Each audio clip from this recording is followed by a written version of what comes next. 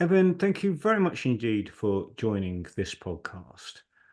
We actually first met very briefly when Jersey Business was launching its business plan and strategy for the year.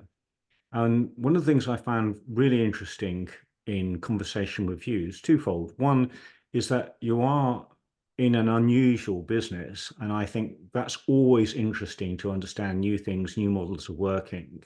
So in a minute or two, we'll find out more about your business.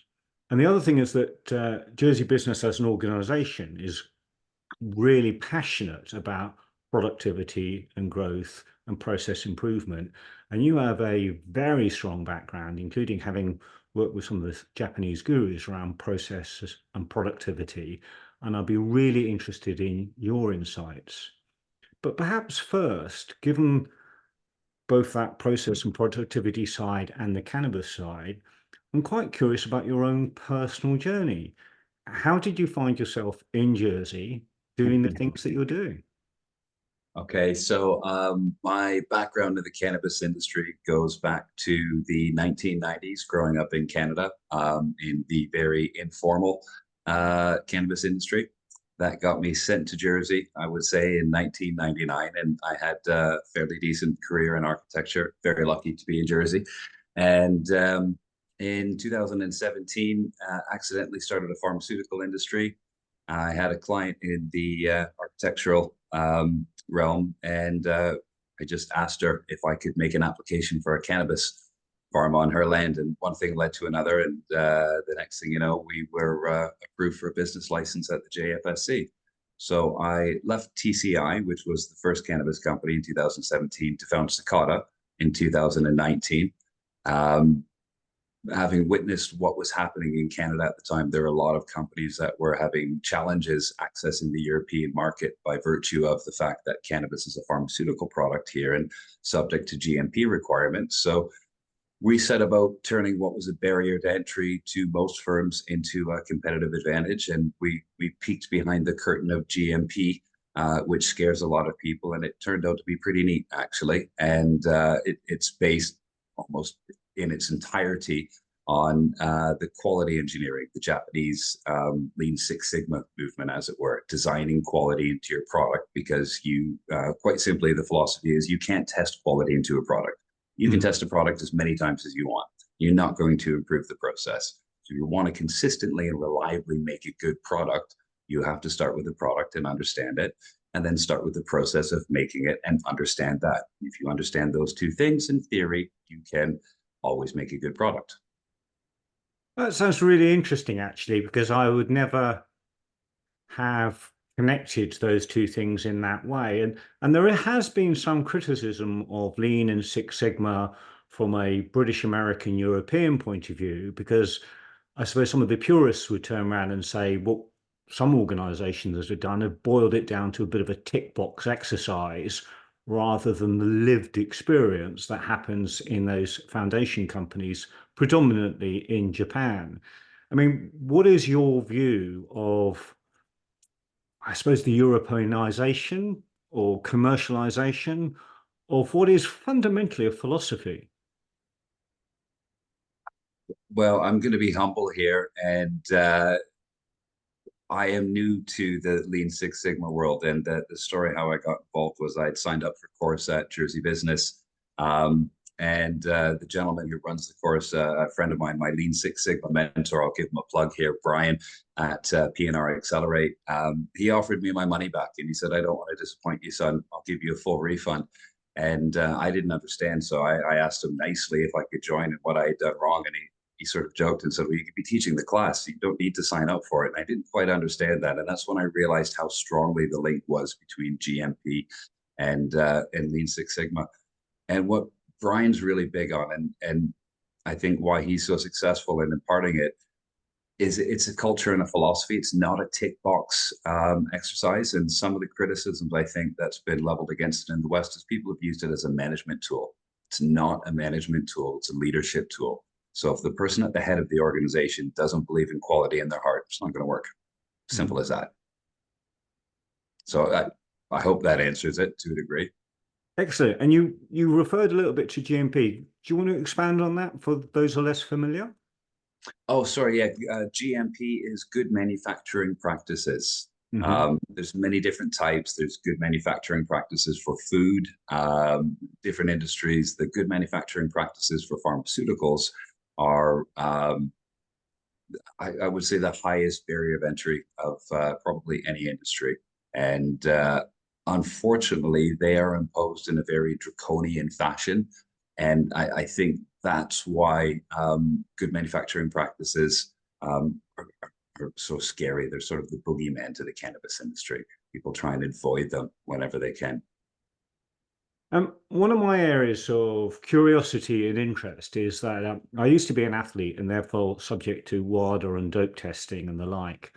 And one of the things that I was aware of is that pharmaceutical and dope testing is about 1,000 times more stringent than food, as it were. And the tests and regulatory compliance around that is a very, very high bar. I mean, how does that work in terms of, because you're obviously really keen on process and on quality.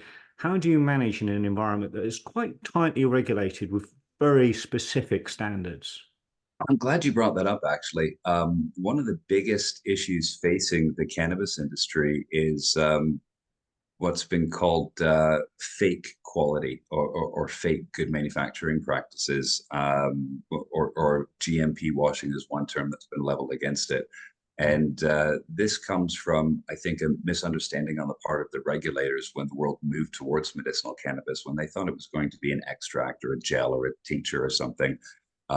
So a lot of the good manufacturing practices, these guidelines that we speak about as the highest barrier to entry, they are unfortunately applied in the wrong part of the process. So if I'll give you an example, if you bought some strawberries from the shop, Mhm. they weren't very good shape, maybe a bit banged up, and they weren't grown very well. Is there anything you can do to those strawberries after you get them home to make them like the nice fancy M&S ones that look nice and smell nice and taste nice? Just a quick. It's a bit of a rhetorical question because you know the answer is no. Mhm. Now, if those strawberries were a medicine and you were relying on the taste and the smell and the shape and everything for quality, where would you apply the quality system in that manufacturing process? Would you apply it before the strawberries were harvested Mm. or after? And obviously, the answer is before. This is the problem with medicinal cannabis. It's like strawberries in that the medicine, 80% of the market is raw flower. It's the Mhm. whole flower. Now, the GMP guidelines applied post harvesting would be okay if you want to. I'll use the strawberry example. If you want to make strawberry jam, it doesn't Mhm. really matter what kind of shape they're in. You can treat it as agricultural and then apply the pharmaceutical, the medicine regulations after it, because as you're extracting it and turning it into a jam, you can purify it. So where the world is at right now is they're struggling because the GMP, the guidelines, as it were, they were developed for medicines that are processed and turned into pills, not natural whole plants as medicines. So I think it gives Jersey an incredibly exciting opportunity to lead the way, actually, and make sure that we apply the regulations to the right part of the process. And in doing so, we can guarantee that we make the best quality products in the world. And when you talk about most countries, I take from that my layman's understanding is different countries apply different rules. Even within the US, between states, there will be different rules. So presumably that creates real challenges in terms of expectations around quality, but also import, export, and products because different rules are going to be applied. I mean, Mm. we see global trade agreements for homogenous products. I mean, where are we with things like cannabis? So in North America, in Canada and America, cannabis is treated as a nutraceutical. It's Hmm. not a pharmaceutical, and it's confusing because it's termed medicinal cannabis. And by way of example, I'll use Canada. We've had medicinal cannabis since the early 2000s, but we've had it as a human right. So Hmm. the government said, you have a right to grow cannabis in your house. And that's how it began. People would grow their own medicine. And it's evolved into, in the mid 2000 teens, quite a robust medical program. The licenses were issued by Health Canada, but the companies that were producing it were treated the same as a strawberry farm, agricultural level of good manufacturing practices. Now, you fast forward 20 years later, almost 20 years, when Europe, uh, due to pressure from their electorate, moved towards allowing medicinal cannabis. They Mhm. did through the existing pharmaceutical framework. So in the EU and in the UK, cannabis is a pharmaceutical. It is what's termed an unlicensed special. Most specials are licensed medicines which have been altered in some way. So that would be a pill that's been cut in half or crushed for somebody who can't swallow. And that's an easy decision for the doctor to make because the medicine it's already been through clinical trials. It's been tested. They know that it's safe. What they did with cannabis is they, in the UK, treated it as a special because it was the closest fit. But unlike most specials, cannabis has never been through clinical trials. I think most lay people, to a large extent, will understand tobacco and the tobacco industry. So, if you were drawing comparisons at a simplistic level with tobacco, what are the similarities? What are the differences in terms of how it's recognized, how it's treated? Yeah, sorry, tough question to answer there. I wouldn't draw parallels with tobacco per se. Cannabis is somewhere in between a wellness product and pharmaceutical product, I would say, Mhm. would probably be the best answer. And so, are there any comparators, or is it very much a unique product in the way that it's treated and its benefits? 100% unique. We've got three legal drug industries right now, and cannabis will be the fourth. So we've got alcohol, we've Mhm. got tobacco, and we've got pharmaceutics. It is a very human tendency if your only tool is a hammer to see every problem as a nail.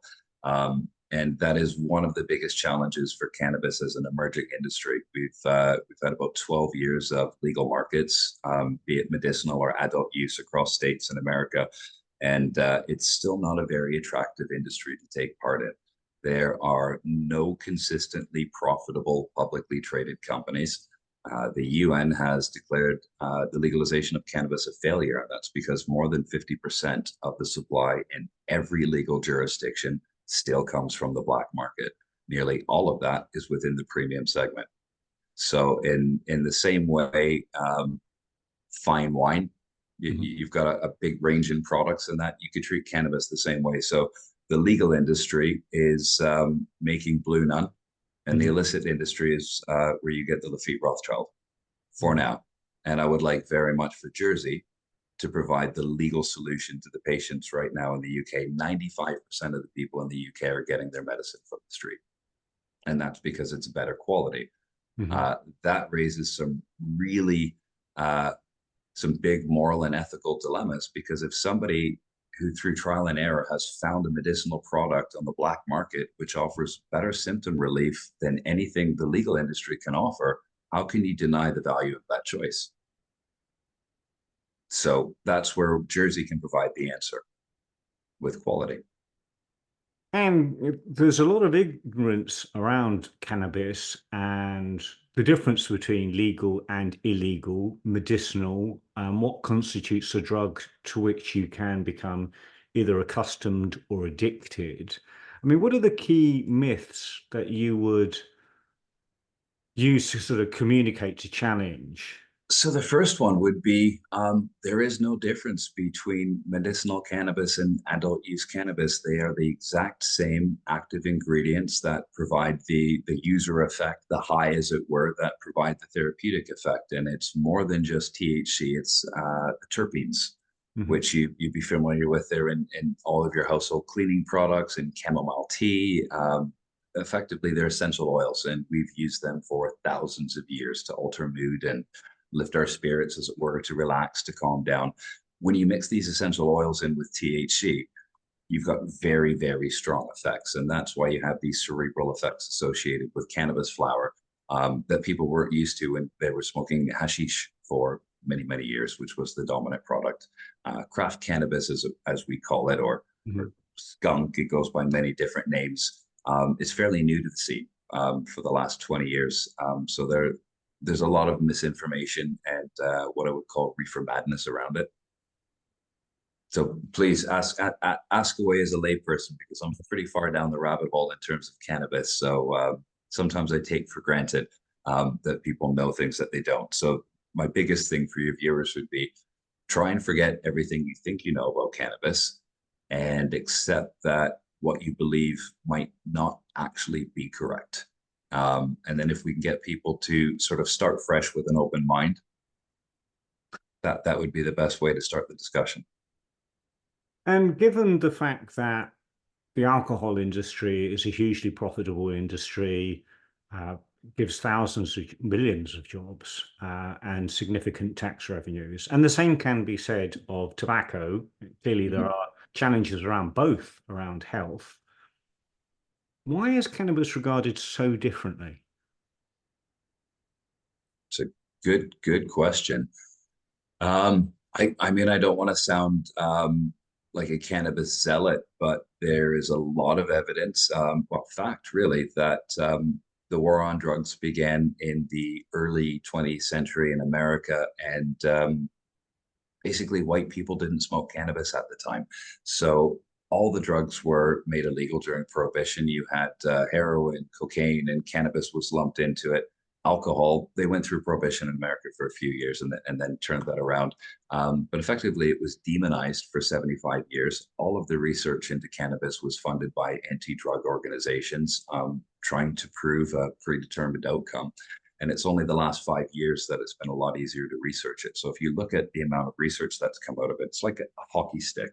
Mm-hmm. And I've probably read most of the papers over the last 8 years. Now, I accept that I have confirmation bias, and I'm obviously leaning towards the papers that are saying, oh, maybe this is good and less harmful. But there is no conclusive evidence either way. And one of the concerning things was in the recent states debates, a lot of the arguments were put forth that people were saying, well, we know that this causes psychosis. We know that this causes schizophrenia. Well, what the scientists know is that it will trigger it if you're genetically predisposed to it.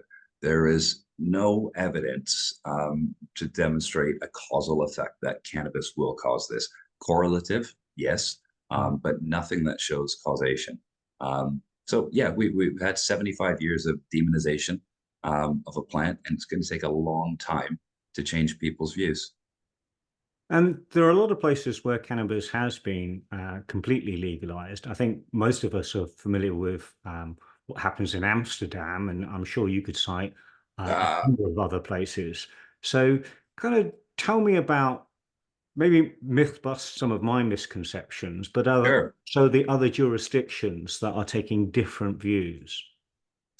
So I'm glad you mentioned Amsterdam. Amsterdam and Barcelona are regarded as centers of excellence in the cannabis community, as it were. Growing cannabis in both those places is illegal. Mm. Uh, it the sales of cannabis are tolerated in Amsterdam, but growing cannabis has always been illegal there. Similarly, in Barcelona, they have the social clubs. Medicinal cannabis is provided through clubs, but the production is illegal. It's termed a front door, back door policy, where the authorities will police the front door and make sure that there's no minors, et cetera, getting in, but they turn a blind eye to the back door. Now, interestingly, those two jurisdictions are known for quality, the best quality in the world. Now, the jurisdictions where production has been legalized, they're known as some of the lowest quality in the world, and those are the jurisdictions where the black market rules the roost. They own the premium segment in those jurisdictions. So it's quite an interesting challenge. The world has not managed yet to produce cannabis legally to the same quality as the black market. And if you want to talk Lean Six Sigma, it's cost structures. If you're growing illegal cannabis, you're growing in your basement or your loft, and you've got very low fixed costs. Your variable costs are high. You've got to pay your friends to come over and trim it at the end of a harvest. So in 50 years in a low fixed cost, high variable cost environment, the process of growing cannabis, which is incredibly inefficient, has flourished in that environment. Now, what we're trying to do is take that highly inefficient process and transition that to a legal market where your fixed costs are through the roof. You've got compliance costs, you've got to build a building, you've got security. So before you even start growing, you're in hock for millions, and you've got a lot of pressure to start pushing products out right away. So the companies have responded by altering the process in certain ways. They'll use machine trimmers instead of hand trimming. They will cut down the drying process. They'll cut down the curing process. So an analogy might be taking grapes from a French vineyard in 2007, which I think was one of the best years, fermenting it really quickly, and then just microwaving it for 30 seconds to kill any bacteria and putting it in a styrofoam cup for your guests. It's not going to taste very good. So the legal industry has not managed to scale up and retain those very essential processes that have evolved over 50 years. So this is Jersey's really, really, really exciting opportunity. This is what gets me out of bed in the morning, and why I've been in, I would say, a meat grinder stroke hurt locker of an industry for the last 7 years. And what keeps me going is the knowledge that somebody's going to do it, somebody's going to get it right. And if we quit now, I couldn't live with myself. This is Jersey's greatest opportunity in the century right now. So it strikes me, if I've understood correctly, that one of the challenges is to produce a high quality product that meets all the regulations, delivers on the standards, necessitates a huge amount of investment, and that investment may not necessarily pay a return if somebody else is doing it cheaper, illegally, without the regulation. So you're really going to struggle to compete with the illegal product. I mean, is that the case? Absolutely. It's not necessarily that they're making it cheaper, though. It's the cost structure. I mean, looking at an industry, if you look at the entry barriers and exit barriers, you can kind of tell how attractive the industry is. It's a bit like a nightclub. If you've got doormen on the front and they're not letting people in, and they're tapping you in the shoulder when you've had too much to drink and kicking you out, that's a very nice place to be. Same as an industry. You want no exit barriers and high entry barriers, and that's the black market. You've got the threat of persecution. Going to jail is your entry barrier, and that's enough to keep a lot of people out. Your exit barriers are zero. You're using your basement, so there's nothing to stop you from leaving that industry if you're not making high quality. It's the opposite in the legal industry. You've got no barriers to entry. All you need is a pitch deck and make some money from the capital markets. Your exit barriers are very, very high. You've got a specialized facility that you can't sell. You can't use that for anything else. So you're going to stay in the game a long time. That has created a really unattractive environment in the legal industry. The legal industry is focused on quantity over quality. They've gone too big, too fast without understanding the product. And there are challenges in the legal industry. You're absolutely right. It will be difficult because the return on investment is not going to be quick. It's not going to be like the pitch decks and all the promises that were made in 2018. It's going to take longer to get a return, but that ultimate return is going to be bigger than most other opportunities. So it's finding the right environment, the right investors that have a long-term view, that aren't looking to get rich quick. I don't see illegal cannabis dominating the industry in 20 years. So eventually we have to figure this out. I personally think Lean Six Sigma is the answer. It's understanding your process and being efficient, the same way that Mr. Toyota went and he looked at the Ford manufacturing plant. He went home that night and he wept, and he said, well, we can never do this in Japan. So it was that pressure for them to innovate and come up with a Toyota production system. And that's where I think TPS and Lean Six Sigma could be the savior for the legal cannabis industry, the same it was for the Japanese automotive industry. And do you feel a little like somebody in the wilderness? Because one of the challenges, if you're at the sort of front end of pioneering anything, then there's that challenge that says, are you a genius and a maverick, or are you just a complete outlier in exactly the wrong place? I mean, how do you see yourself? How do you see the pioneers of the industry? Well, I would rather be an early mover than a pioneer. I mean, I'm Canadian, so I know what happens to pioneers. You get eaten by bears and things like that. It's not always good to go first. Going second could be better. I say the second mouse gets the cheese. I was a pioneer in the industry in 2017, and fortunately, we didn't rush into building a facility. We almost did, and I have to say I've made every mistake in this industry, so I don't want to sound critical of anyone else, because I'm by far the biggest fool in the industry because I've made all the mistakes. Yeah, absolutely. It's a scary place. Um, there's lots of good ideas that sit on the shelf and never see the light of day. So there is that fear. But what keeps me going is we haven't invented a new widget. It's not like we're trying to sell the first iPhone. We know that cannabis sells. We know that it is the most widely used drug in the world. 7 million people in the UK last year apparently used cannabis, and about 2 million of those people used it for medicinal purposes. They don't all want to buy it from the street, but they're doing it because it's a better quality option.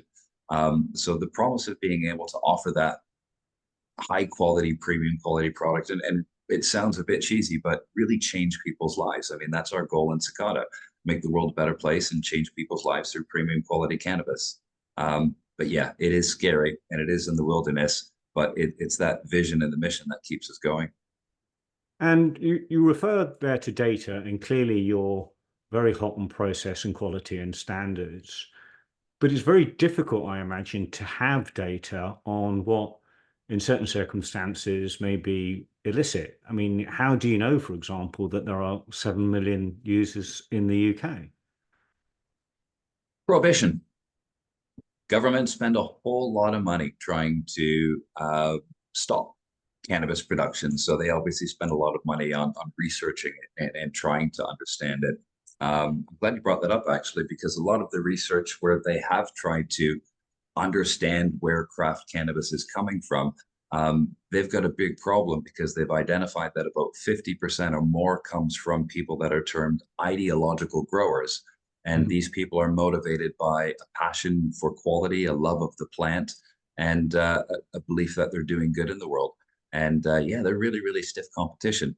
Um, the legal market will have to understand these people and what they're doing. So we touched earlier on actually how do you get your data? How do you understand your process? And you've explained that substantially the prohibition, the prosecution, the pursuit, the research that goes into law enforcement and regulatory enforcement actually ends up being a great source for data. And one of the challenges that you touched upon is those that are ideological growers. Now, all of this is new to me, but I'm certainly familiar with the phrase personal use. And I'm Mhm. certainly familiar with, for example, in North America, the indigenous Indian community are actually allowed to use all sorts of medicinal and hallucinogenic products because they are part of their culture. Is there a significant difference for those that are doing it for ideological or cultural issues and those that are doing it as a for-profit industry? I mean, is there an obvious difference in terms of the product, the approach, the regulation? Well, ironically, the ones that aren't producing cannabis for the money are the ones that are making the money because Mhm. they're making a much higher quality product. So, in terms of the data, usage data is very good to get from law enforcement bodies. But in terms of how they produce it and that sort of data, you've got to go out and find them. And that, I think, is the difficult thing for legal companies to be able to penetrate and actually understand these people. And the analogy that I was provided that made a lot of sense was skateboarding. There's a Mhm. lot of car companies that would probably want a famous skateboarder or a surfer to sell their wares. You don't see that.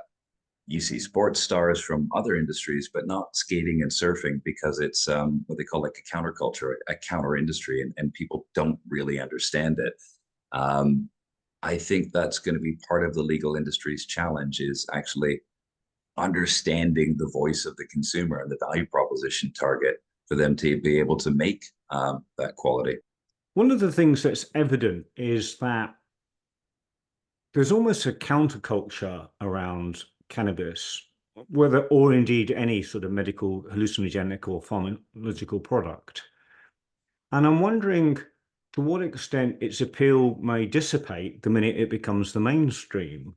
I mean, what is the fashion? I mean, I don't think fashion is the right word, but how impactful is that in terms of its acceptance, people's willingness, their interest? Um, And I suppose fashion is obviously linked to awareness and knowledge, but it's an interesting combination of things that make something either appealing or repulsive.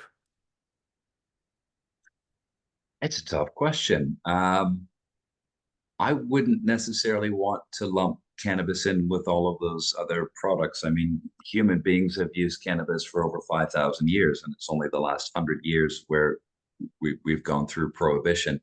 Um, I don't really see it going out of style if it gets legalized.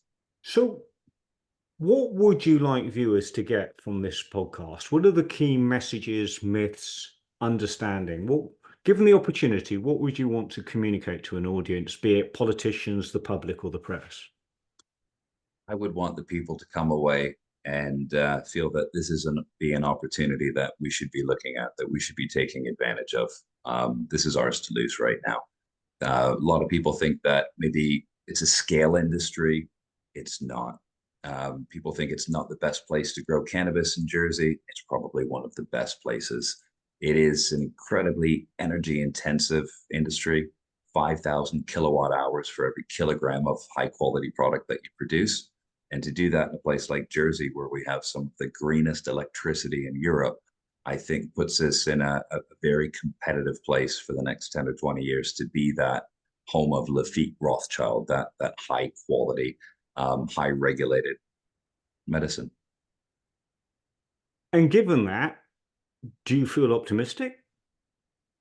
Oh, I have to be, otherwise I wouldn't get out of bed in the morning. Like I said before, somebody is going to get this right. This is an emerging industry, and it's been a very um, unattractive and painful industry for a lot of participants over the last 10 years, myself included. Somebody's going to get this right. It may as well be us. But that's really interesting because there are a number of industries that show huge potential. So if we look backwards a number of years, we'll take VHF versus Betamax, and you know that one of them is going to be the winner. And I think currently the various AIs, there are so many different AI platforms, and we know not all of them are going to survive. We know that some are just going to disappear. So how do you know when you're backing the right horse? You throw a stone in Camden Market and you're going to hit somebody that smokes cannabis flower. So we haven't, and this is the great thing. You're wondering if Betamax or VHS won. I know who won. It's cannabis flower.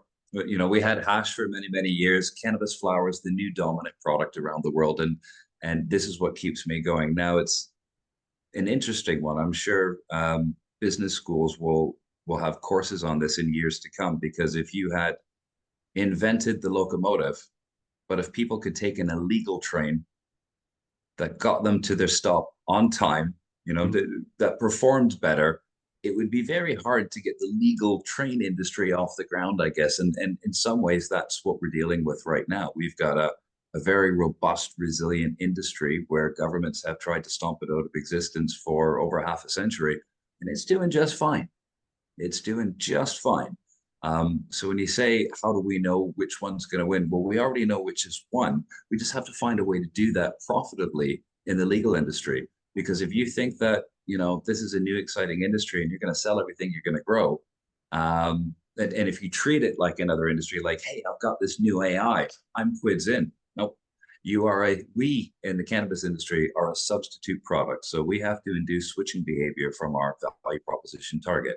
The people who are getting their medicine from me, Dave, who want very much to have a legal option to buy their cannabis as opposed to under a street light, or, you know, a lot of the times it's somebody who they've known for 10 or 20 years in the community. So to assume that they're going to switch very easily, I think would be a mistake.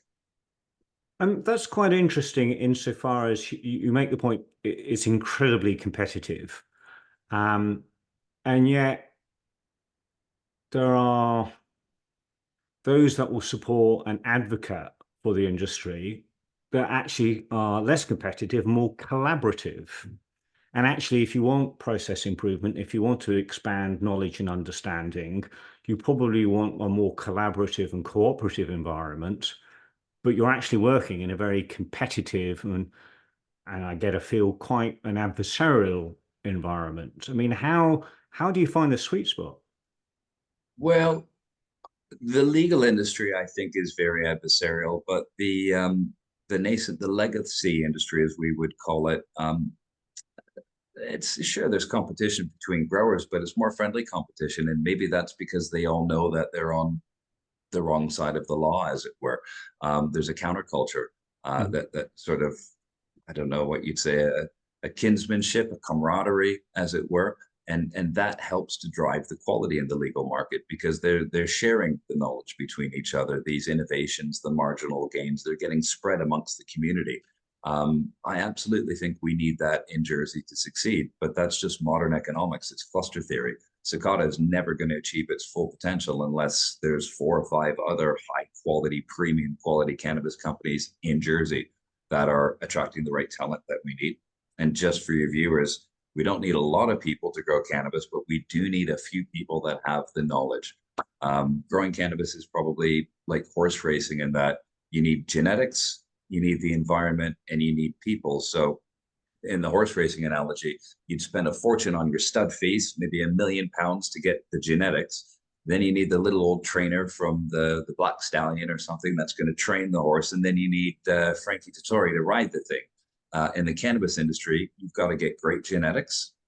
So you've got to get the banging new strain, the new hype strain that's come out. You then need to dial in the recipe for that because you're going to grow it over 2 or 3 months. And growing cannabis the modern way is a pretty extreme environment, and you're pushing the plants right to the edge. So you've got to get that dialed in, and then you've got to have the growers at the top. So we need those growers in Jersey. We don't need too many of them because they can teach the locals. And the goal would be in 10 or 20 years, one of our biggest exports alongside the cannabis would be people with names like LeMaitre and De Grishy that are going over to Berlin and teaching people in other countries how to grow cannabis as good as we do.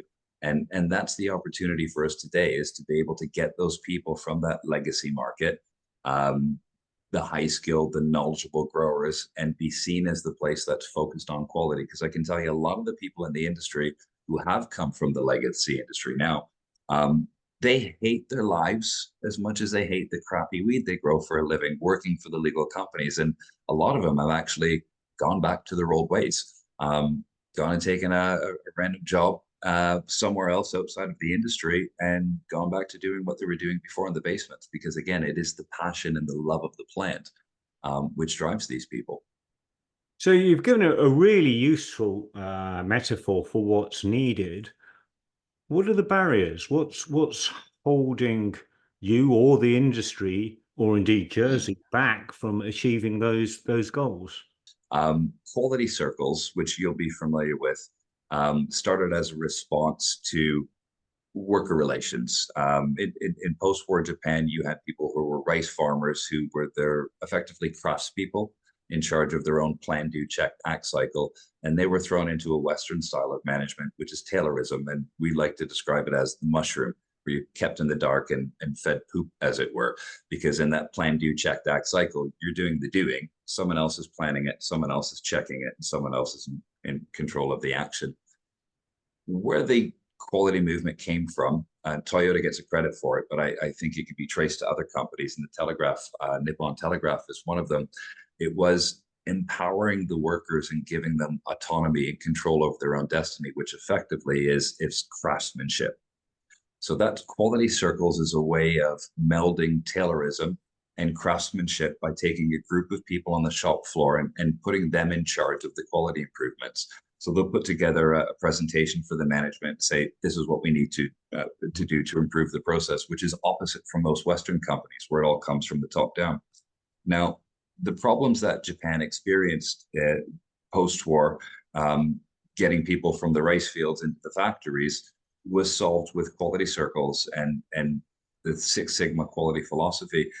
I feel that the same could be done for cannabis, because one of the biggest problems in the cannabis industry today is these skilled and talented legacy growers do not fit well within the Taylorism, the sort of Western style of management.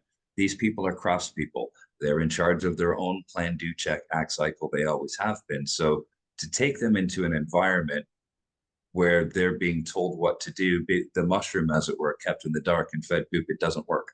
I don't know anybody from the legacy industry who works in the legal industry who is happy. So by taking a Lean Six Sigma approach, which is a GMP approach, which is quality management from the top down, and putting the people in the trenches, as it were, in charge of it, I think that could be perhaps the savior for the cannabis industry in the same way it was led the way for the Japanese quality moment.